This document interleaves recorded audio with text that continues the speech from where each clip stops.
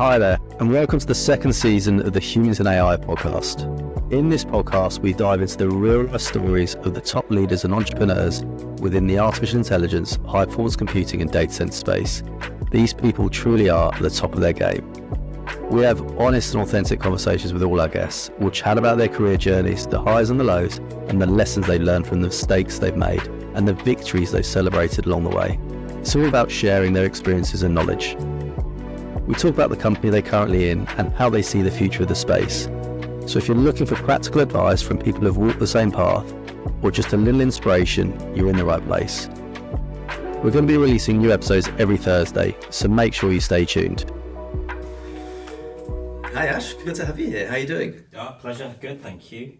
Fantastic. So before we get started, it'd just be good if we could just do a helicopter view, who you are, where you're currently working and what you actually do for them.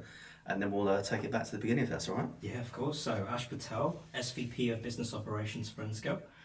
In short, I'm responsible for all of the internal operational processes that allow us to run the business operationally.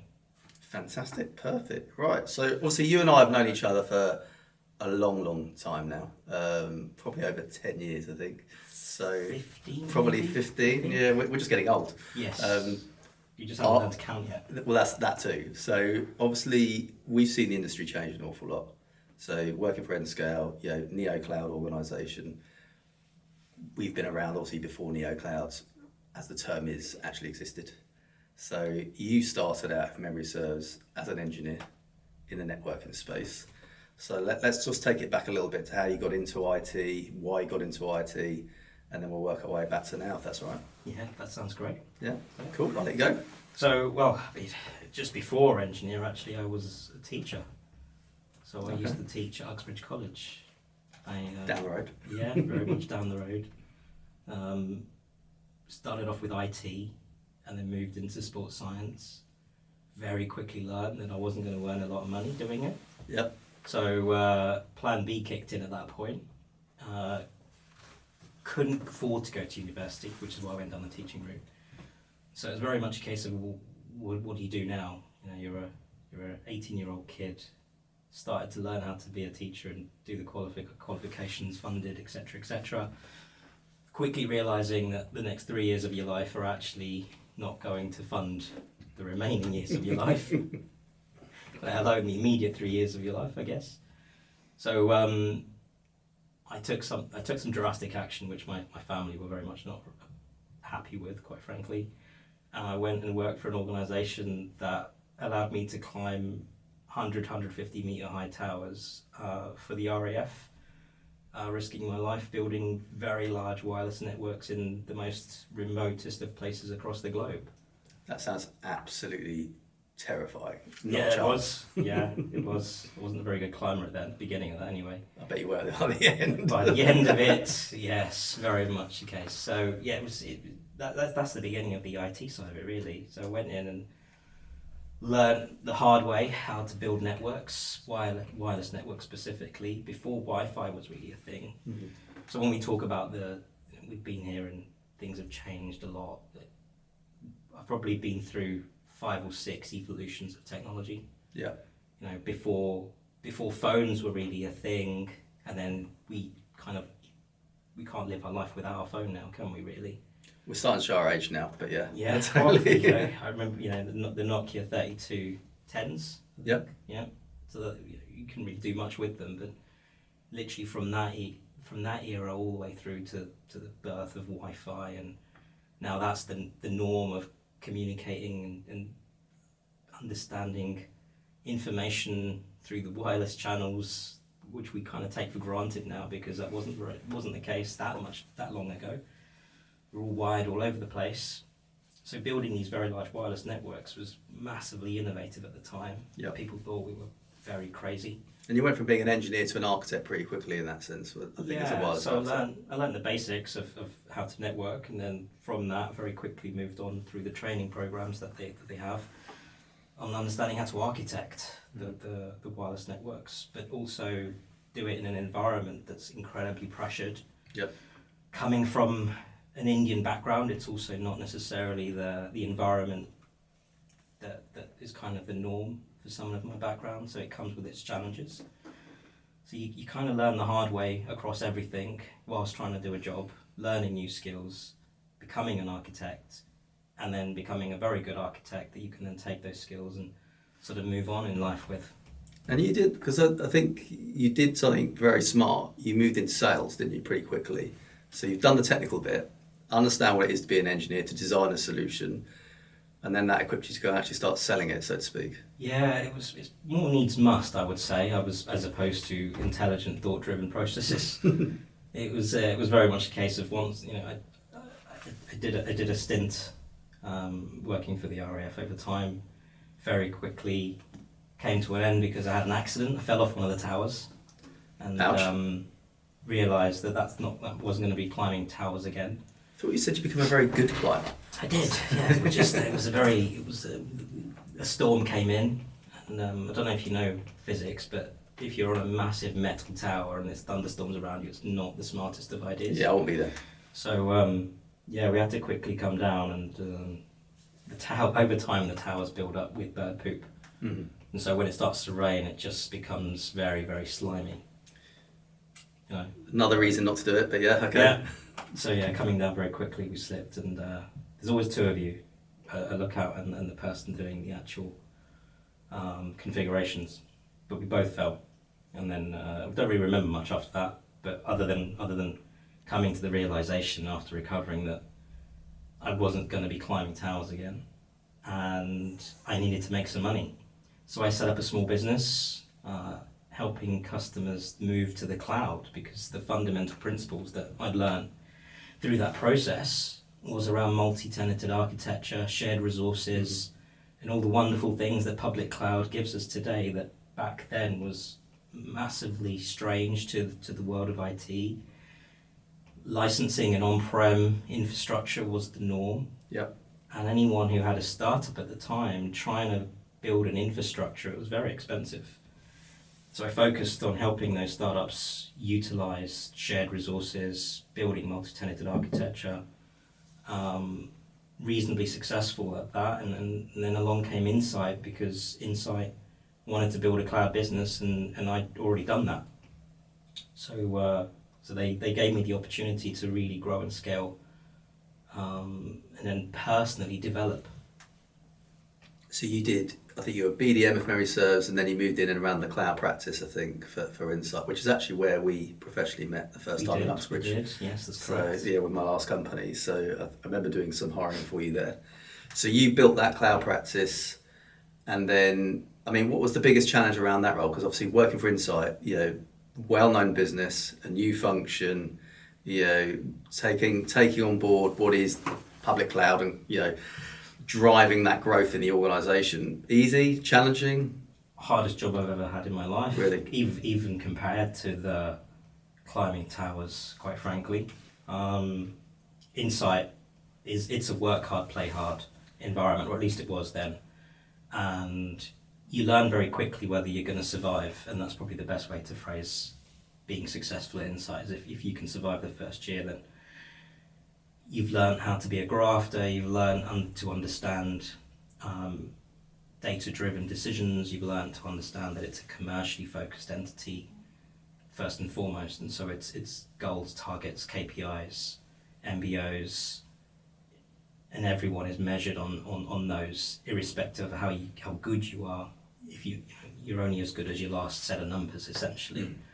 So you're forced to move away from thinking like a technical individual, and you're forced to think like a sales leader, in short. And I remember the questions that we kept getting asked as a team, as a cloud team. So there was a software business, there was a hardware business, and a services business, and then my function became the cloud business. And every day we had to answer the question, Ash, this cloud thing, is it really a thing? Are people actually going to buy it? And these are licensing individuals that are selling EAs and making lots of money from it, moving and transitioning from selling an EA on a 5-7 year term to trying to sell consumption-based billing models that are billed in arrears. It's a very different, very, very different sale. It's more consultative, more solution-led. It's about the customer's needs and outcomes. And a lot of the individuals there just didn't quite grasp that. And so the biggest challenge wasn't just going out and trying to get customers onboarded to the cloud, it was also transforming the business itself to understand where the future landscape. And then, we talked about the wireless evolution. This became the next evolution of the cloud, and the cloud being the norm of the way to do things when it comes to technology. So yeah, it was really difficult, but you learn a lot. And probably the greatest manager I've ever had also, was the president of Insight at the time, in Stuart Fenton. And a lot of the leadership qualities that I feel I have now are probably instilled from him. And he's gone on to do great things as well. Yeah, I think over in Gentive now, isn't he? I think so. He's in fact, all I ever see is their marketing at the moment. So they're obviously doing very good work. So that's a good plug from you. So obviously working with Insight and creating that new department and that function, we see a lot of businesses that go to launch new products and services, and they don't always get it right. Now, we know obviously with cloud became huge. It still is huge, as is public cloud, as well as private. What sort of diligence did you do to actually make sure it was successful? Because I think people go in and build offerings, they don't really necessarily understand the need. It's because they want to. Sometimes it's a vanity move. What did you guys do to actually make sure it was successful? We one of the key things we talked about was doing it differently. Not coming at it from a sales angle. So we didn't really build a sales function. What we did was we built a customer success function. We really looked at what the customer needs were, and we worked backwards from understanding the problems that the customers had, and how the tools and the technologies available through public cloud allow them to address those, but also grow and scale. And the target market was also key for us. We didn't focus on the large enterprise organizations that were very comfortable with EAs, and a lot of it at that time was Microsoft led, specifically for Insight as well. So focusing on all of those, it's a case of let's not try and win in an environment we know we're not going to win in. So we focused on the smaller organizations. We focused on organizations that weren't qualifying for an EA, an enterprise agreement, and we created an organic matrix of services and products that allowed a customer to land on the simplest type of service that addressed a very, very business critical problem today, that organically over time just naturally led them to cross-pollinate over the matrix of services. So whether it be vertically integrated services or horizontally integrated services, whether it started from email and then email security and then backup of the emails and then over time DR and HA for the infrastructure, or whether it started on the infrastructure side and moved more into security and storage. And it sounds simple today, but back then, these were massively innovative technologies to companies that were not used to using shared resources, where the security and software-defined components like networking are different to how they've ever done things before. That includes the people that are employed by those customers, because they don't have the technology and the experience in terms of their backgrounds to be able to leverage this newer technology. Yeah. The reality, it wasn't new technology, it was just a different way of consuming it and a different way of understanding how it fits your business, because you're able to configure rather than customize. So you're limited on what you can do, but those limitations can be a benefit. Mm-hmm. So that's kind of the key difference. And that customer success function that we built out became a very successful team in that consultative approach, talking to customers, understanding their needs, becoming almost relationship partners rather than sales individuals. And that really helped build the reputation and the understanding from Microsoft's perspective that here was an organization that really knew how to sell cloud. So within that role, you managed to build a function, build a set of products that you knew that customers would need and want. They just needed that sort of education piece, and you created that relationship team. But then you also built those relationships with lots of Microsoft and what have you, which then took you on to the next part of the journey. Yeah, indeed. I mean, through that journey, I became fortunate. Was invited to become a member of the Cloud Advisory Board for Microsoft, and that really helped expand my knowledge and understanding of the Microsoft portfolio, not just the cloud pieces, but Microsoft in general, but also help provide feedback to Microsoft on how to develop and understand cloud technologies and how it can enhance the wider portfolios, but also become a prominent part as we saw the transition away from on-prem to cloud become the main way of doing business, and also the main way for enterprises to start building their infrastructure. Legacy became a thing, and now doing it the traditional way was legacy, and doing it in the cloud was the norm. And so one of the key factors there was that I went over to the US and worked as part of the headquarter team with Insight. It was US headquartered. So I spent a couple of years there, and it got to the point where personal circumstances made me question whether or not the US was the right place for me personally. And so unfortunately we had some family issues which resulted in me making the decision to come back home, and Cobweb came along at that time, which was a very much smaller organisation, but an organisation that was focused purely on the cloud. Yeah. Whereas Insight was a very large corporate enterprise with employees everywhere that you don't always know everyone. And I really wanted to start working with an organisation where, to be like a Cheers environment, where everybody knows your name, and help grow the organisation and really be transformative in helping Cobweb go from being a small hoster to one of the largest players in the cloud marketplace for Microsoft. Because it was a startup at the time when you joined, wasn't it? I wouldn't say a startup, but they were a hosting business offering email, hosted exchange as a service fundamentally. But Microsoft released a program called the CSP, Cloud Service Provider Program, and it was geared towards helping Microsoft partners understand how to sell cloud and what the incentives are, how to generate rebates, and essentially how to make money from selling Office 365 and Azure and the related portfolio of services, such as Dynamics and the ERP softwares that Microsoft really was trying to push at the time as well, but was struggling because it was a complex workload. Whereas Cobweb was purely focused around the collaboration side of things, so email, SharePoint, security of those services. And I think there are probably 50 odd employees total, a few other contractors. Culturally very different then from Insight, from that giant corporate. Obviously massive. It's taken you around the world from a work perspective to 50-person business. I think part of Level 39, wasn't it, in Canary Wharf? We were one of the 6 founding members of Level 39 alongside Revolut.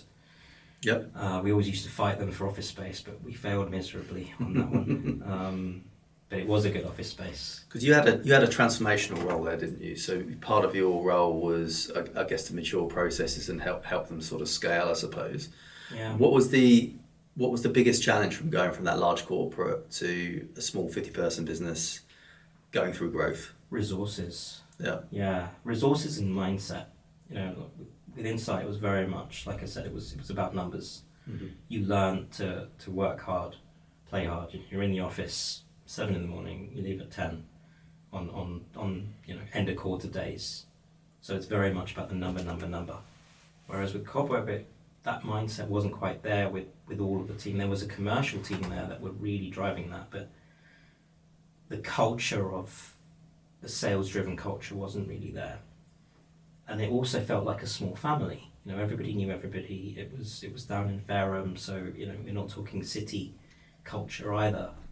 And that was the biggest challenge: was how do I adapt myself? So there was a question: am I coming in as the person whose culture I need to try and pass on to the wider team, or am I the person coming in and I need to adapt to this culture? And that to be fair, that was part of the challenge of understanding where I fit. Do I fit? Don't I fit? Have I made the right choice?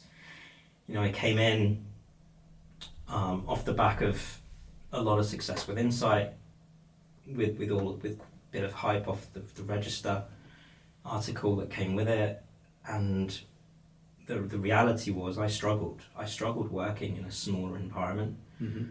where you're trying to drive change, and that change was very difficult to adopt at the leadership level. And you had, I remember the COO there was very supportive, incredibly supportive, and understood where the business needed to go, but there were others across the business that weren't quite there mentally in terms of the risks versus rewards that you need to have a balance of when you want to grow and scale the business. You know, the founder wanted to do that. I think that's the thing, isn't it? Is people fully underestimate when they come from large corporates what it takes to come into a smaller org, whatever you start up, whatever you scale up, whether it be just a small business that's looking to actually change and grow. Yeah. It is a huge cultural shock of a difference, and just, you say you understand it, but until you're in it, you don't really understand it. It is completely not what you anticipate it to be, and it comes down to your own resilience and normally sort of calm thinking on how you process that and adapt. How did you end up adapting in the end? Because you're right, you've got to bring people on a journey. You're not talking to 5 people that are exactly the same, so one's going to be easier than the other. But how did you actually end up turning it into a success? So understanding the psychology, understanding the human side of things was essentially how I adapted to that. And I learned that from, again, former manager, Mark Green. One of the best individuals that understood how to be a leader through empathy. And when you've got a group of people that essentially work like a family and treat each other like a family, it's very difficult to try and get them to change how they've been working. So it's a case of understanding where they are in terms of their personality, what makes them tick, what why they work for who they work for, what really motivates them to come every day and do what they do. And they're all very good at what they did. But these aren't individuals that want to go work for large enterprises, otherwise they would have. And they've been there for years and years. So again, change and moving and transforming is quite scary. So helping people go through the journey, but not from a sales perspective, but very much an empathetic human perspective, building relationships, creating a team ethos, helping people understand small steps, what the transformation will result in. And we started to do that using small steps. We brought in an organisation called Power 15 that helped us from a marketing and brand and PR perspective to really simplify the process of that transformation from being a hoster to being a major cloud player in the Microsoft ecosystem. And that, coupled with all of the people-related skills that you needed to bring to the table, really helped Cobweb gain its success. And we started to then see that organic change over time just through these simple steps of team building exercises, quite frankly, really start implementing and impacting on the business as a whole. So that was probably the big key there, was understanding the empathy of the individuals.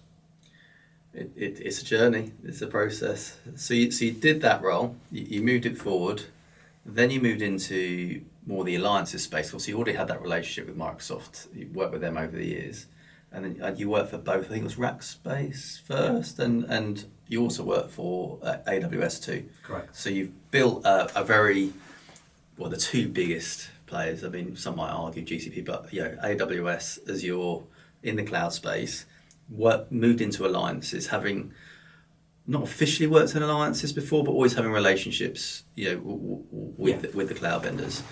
What was the decision to move into an alliances sort of role and be more front facing with essentially the partners? It's again coming back to before. It's what you learn and the experience you take about what the next step of your career looks like, and where your skill sets best fit. And for me, over time, through Insight, through Rackspace, and through Cobweb, I built those key relationships at Microsoft, and then understanding that actually in that market at that time, the best way to be successful was to build what we called at the time the power of 3, and that was the relationship between the OEMs, the hyperscaler, and the service provider. In this case, it was Microsoft, Rackspace, and then Rackspace's vendor community and creating that ecosystem and the synergies between the different partnerships that drove the sales pipeline and ultimately success over time. That intrigued me to the point where that's where I realized that the skills that I'd built up, I wasn't going to be a sales leader. I wasn't going to be a technology leader. But where I really sat was between the two, because I had the understanding from a technical perspective on how to build the infrastructure, implement it, migrate it, but I also had the understanding of how we go to market and how you sell the services. But neither one individually really sat with me as a total package. Whereas in the alliances role, being able to have conversations, being a thought leader, being able to have conversations at a deep tech level with solution architects, and then at the same time have a very commercially orientated conversation with sales leaders and commercial leaders, business leaders, finding that balance. The only place to do that was through the alliances roles. And is that relatively unique to you in how you used your skills? Because obviously we've hired lots of alliances people over the years, and they don't necessarily have the deep technical expertise that you come from. So is that more just a case of your individual background and how you utilise it in a role? Or is this probably a prerequisite to be really good at alliances and building those relationships? I think going forward it's the latter. I think it's very much the case of if you have a deep understanding of the technology, you understand the go-to-market and its nuances in terms of how it differentiates versus its competitors, if there are any, or alternatives in terms of different ways of doing things, then you're going to be ahead of most other alliance individuals. And the key to success is being able to have that balanced conversation with whomever you speak to within those partners, whether it be the hyperscaler or whether it be a very specific OEM or whether it be a customer. And having that balanced conversation, one, I think it gives credibility, but you can take a step back and look at things holistically. You can see the bigger picture and ultimately the end goal. And if you start with the end goal and you work backwards from that, something that's driven into your AWS, working backwards approach, you really start to drive success through that ethos. And I think the alliances roles of the past, where it's all about relationship, is good. But I really do think that alliances role of the future and going forward, especially in this age where AI is really becoming the forefront of conversations, having that technical understanding is key. Absolutely. And so you've got that technical understanding. You've worked for Rackspace. You've worked for AWS in alliances leadership roles. I mean, AWS is a beast, as was to a degree is Rackspace. To be fair, it's gone through some changes over the years. But you're working for large American orgs, very, very sort of, I wouldn't say necessarily work-life balance type environments. They work hard, play hard, going back to your Insight days. What was the biggest sort of, I suppose, win that you took away from your experiences across those two organisations? So with Rackspace, it was a case of going back to familiar territory. Mm-hmm. I learned very quickly that I thrive under pressure, and in a smaller organisation, if you're not being pushed to the limit, for me, you're not delivering what you can. Just doing a job in an okay way is fine for most, but for me, the ethos and the culture that Insight drove into me and why I think I was successful there is because I work well under pressure. But I enjoy it. I like that feeling. And to be honest, if you want me to do something, I kind of have to have that environment to be able to be successful and do something well. Rackspace had a bit of a blend. It was friends and family, meaning it kind of felt like a small business. You had to be a bit quirky to work at Rackspace, and you had to have that sort of human angle to yourself. As opposed to just being a sales-driven individual and a number-driven individual, or an extremely technical-driven individual. That's one end of the spectrum or the other. Rackspace was very much that balance, but you were always under pressure to deliver. AWS piece, well, again, trying to force myself to be under pressure. It's everything I'd done to that point was Microsoft. Moving to AWS was, let's see how the others do it. Yep. And they were the leaders of the market at the time when it came to led services for cloud. They were the organization to go and work for. If you could go through the interview process and be successful, that alone was a tick. It is an achievement. It's one hell of an interview process. It There's is. no two ways about it. Yeah, I think I had 13 interviews before I got to It's the a final. full day at the end, isn't it? Yeah. Yeah, the final stage was a full day, and you're not up against anyone on the final day. You're just up against yourself at that point, and but you learn a lot through the process, and the leadership principles you attain over time by being AWS. You either fit or you don't, from my perspective and my opinion. But again, that pressure to deliver results relentlessly, week in and week out, the requirement to learn every single technology under the AWS portfolio, irrespective of what role you're in, forces you to learn the technology. So having that balanced understanding is driven into everyone, whether you're a SDR in an entry-level role or whether you're a principal solution architect. You have to learn everything, and that's a minimum. So the standards that I walked into were far higher than I've ever had anywhere else, and that alone was a struggle. But what are the leadership principles of working backwards approach, thinking big? But the biggest one I took away from AWS and I hold dearly to today is disagree and commit. And in order for an organization to be successful, for a team to work together, you can't always agree on everything. But what you must do is disagree on what you don't agree with, but commit overall to the business goals. Yep. And if everyone is singing from the same hymn sheet, if everyone is working towards the same goals, whether you agree with it or you don't, as long as you have the understanding of the why and what you're trying to achieve, you're a far more effective team. And that leadership principle at AWS is being invaluable for me. And where I'm at today, it's more prevalent than ever before, because that's how we've gained our success. The one thing I didn't like about AWS, though, was the working culture. It just, it works for some.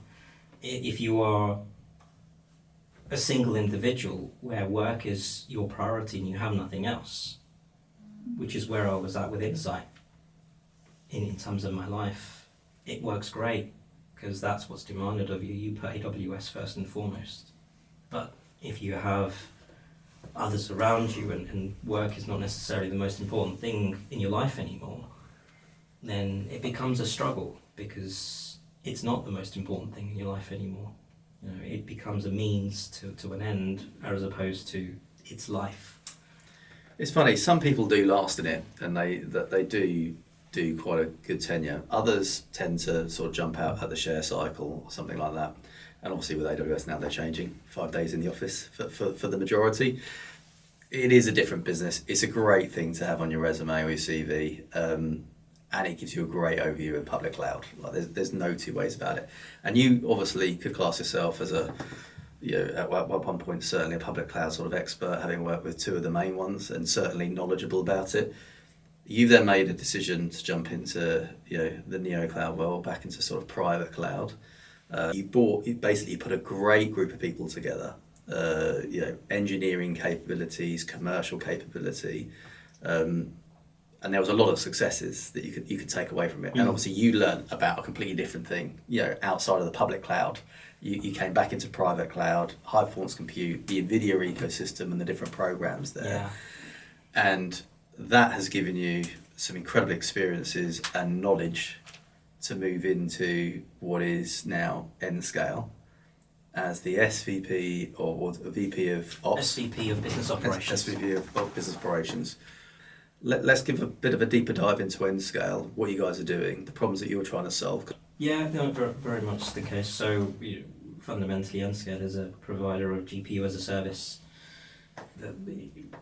In short, the infrastructure any organization would need to be able to build models under the AI umbrella.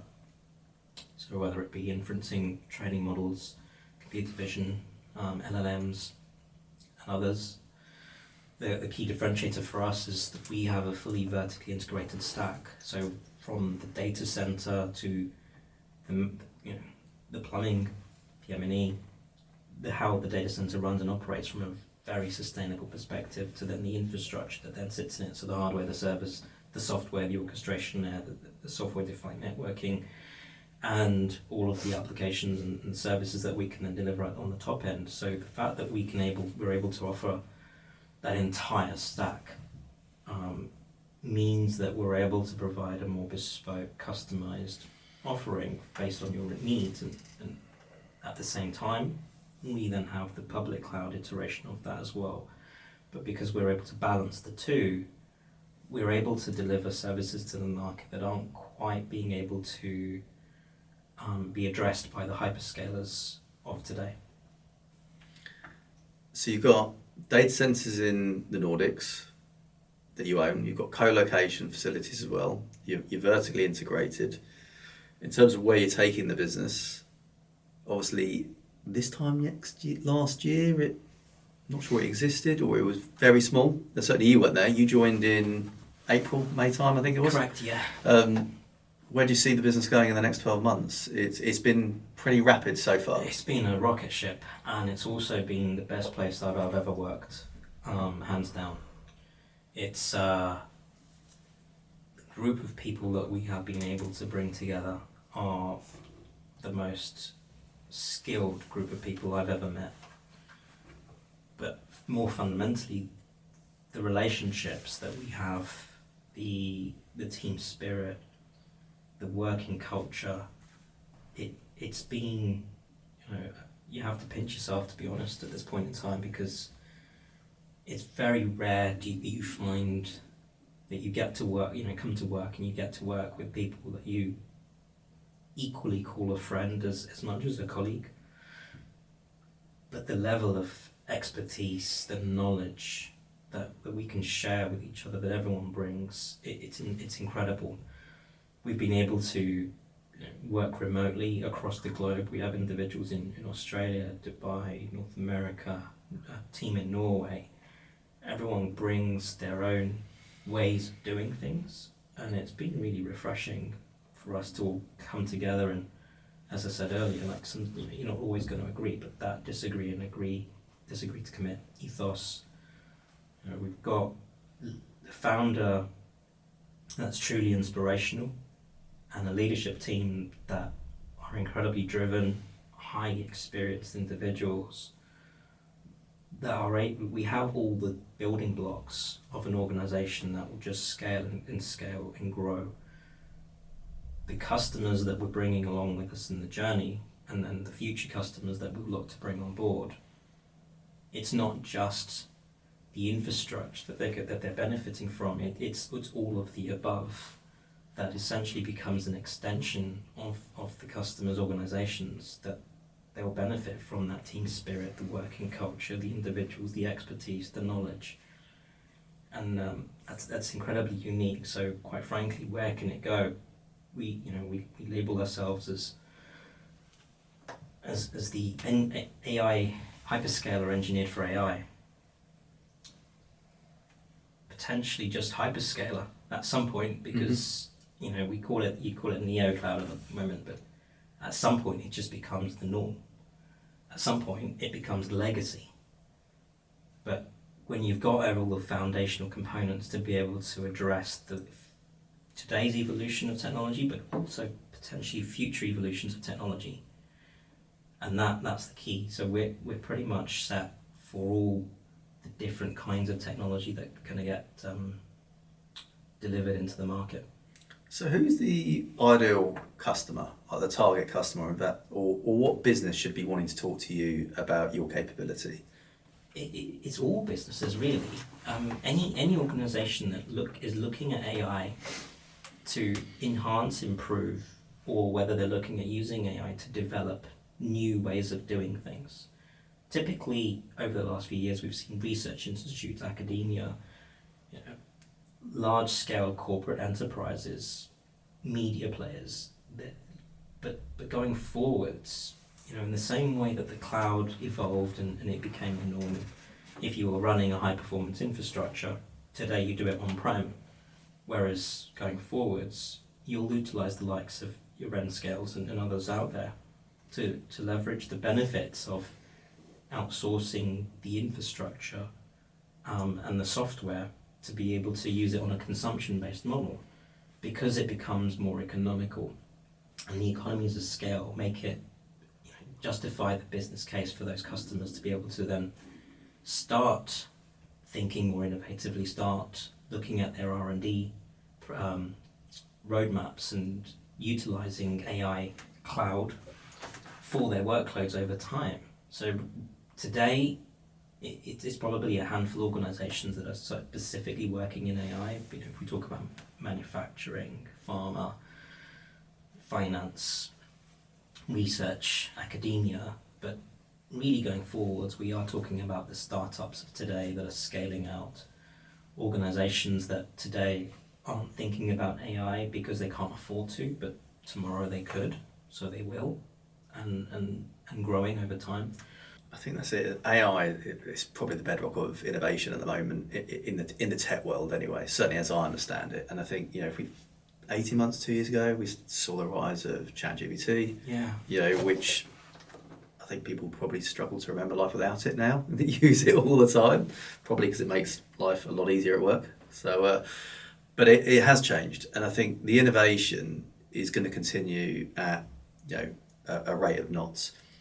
And that's exciting, but maybe a risk as well. I mean, from a business like Nscale and other neo-cloud, how do you future-proof yourself when we're not even sure what's around the corner in terms of innovation? We know it's going to carry on innovating, but how do you actually make yourself fit for purpose, relevant, and continually being able to actually add value? You've got to be agile, but you need the foundational building blocks to be able to be agile, so you can pivot against the market needs and the market demands. That is fundamentally why we are also fully vertically integrated, because organisations that are focused on any one of those layers, there will come a point where infrastructure becomes commoditized. GPUs will become commoditized, and it will become, as public cloud has, the race to the bottom in terms of price points. And your value add is now more in your software layers.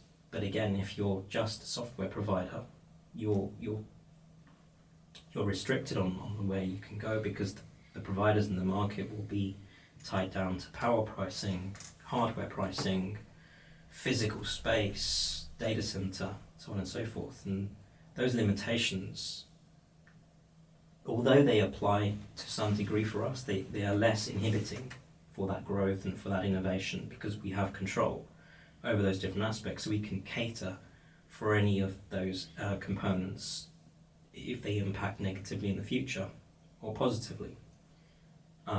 If we talk about price points of power, for example, if power prices increase, because we've got the design and the architecture in place that allows us to cater and cope with those fluctuations. We've got the team that has all the expertise that we need today, but also, more importantly, have the capability to learn more and want to learn more. So as technology innovates, as the world changes, as we develop different ways of doing things that today don't exist, that tomorrow will, I've got full confidence in the team that they've got the capability and the understanding to be able to enhance and embrace the technology that we work with, but the technology that comes along in the future, and apply it to our business model. And there's always risk and reward, but the mindset that we have has a perfect balance today, in my opinion, in terms of developing a working relationship where the culture is very different to a corporate culture, and it does feel like more that Rackspace friends and family and trust, but at the same time delivering on results, growing and scaling, and really having that commercial mindset to be ultimately customer-led, and when we work backwards from what the customer needs and demands are, and that will dictate the roadmap over time. So we're coming towards the end now. So obviously you're 9 months, 10 months into the journey, with Nscale. It's an ever-changing business. In terms of the learn, so obviously a lot of people that listen to this are in startups themselves or considering going into startups, may well even be other neoclouds. But in terms of what you've done over the last few months, what are the biggest learns or takeaways? So maybe even the mistakes that you've made that actually, learning from them to accelerate what is now growth. What is the bit of advice you'd give somebody else in maybe a similar shoes to yourself that maybe 6 months behind the journey that you're in now? Where do you start, quite frankly? I think growth comes from being pragmatic on how you do things, but not tied to how you do things. Being humble enough to self-reflect and say, what I'm doing here isn't going to work for the organisation. Just because it worked somewhere else doesn't mean it's going to work here and now. Mm-hmm. It might work in the future, but being able to change your decision and being open enough to be able to say, look, this whatever process I'm implementing, it might have been successful before, but it's not here. So let's not waste any more time. Let's just get the team together. Let's just re-look at this and start again. So we've probably gone through multiple iterations of plans, different architectures. If we talk about the technical side of the business, different business plans, different go-to-markets. But it was really all at the very beginning. It was very much a case of we had an idea and we had a thought process around who our target market was. It just naturally changed over time, and in turn that means everything has to change. Your business focus, the type of people you have, the mindset you want, the ultimate end goal. And as I said, the ethos of working backwards from the customer needs, that's what changed, and therefore everything else working backwards from that changes too. And that is just never ending. So having that mindset of being open and saying, look, if something doesn't quite work, stop it, start something else. But also not coming in with the mindset of, this is what we did before and it worked, so it's going to work here. Not always. So being agile, pivoting quickly, making a decision. And then you made a comment earlier on about AWS. So disagreeing and commit. Does that work in startup life? Is it, in fact, it could be one of the most valuable things I think you might have learned. Absolutely. You need to get to a point of a decision, and you have to commit to that decision. But, in the startup world, you can have multiple threads, of course, of different business objectives that collectively come together. Microsoft had a North Star. AWS, we had the end outcome that you work backwards from. There is always that one end goal that you're trying to achieve. And in order to get there, if you're a smaller organization, you're limited on how many different threads you can run at the same time in parallel to get to that goal. And again, as I said earlier, not everyone is going to agree. But as a team, if you have the understanding and the justification to understand why a decision has been made, and you can disagree with the decision, because everyone has an opinion, and that's why we bring in a varied group of people that have those differing opinions, different backgrounds, different ways of working, different thought processes, different experiences. But collectively you come together to that decision and you commit to it, and you all work as a single unit in harmony. You're going to have a far better chance of achieving that goal than if you are a organisation where you've got pockets of teams working on different things. So that's fundamentally key in a startup, having that ethos and having that leadership principle.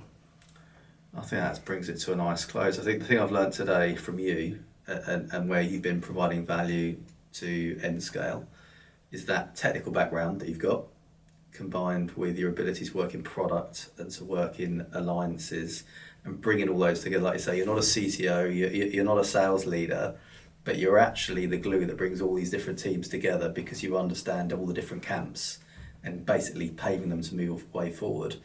It's a unique role you've created for yourself, for sure.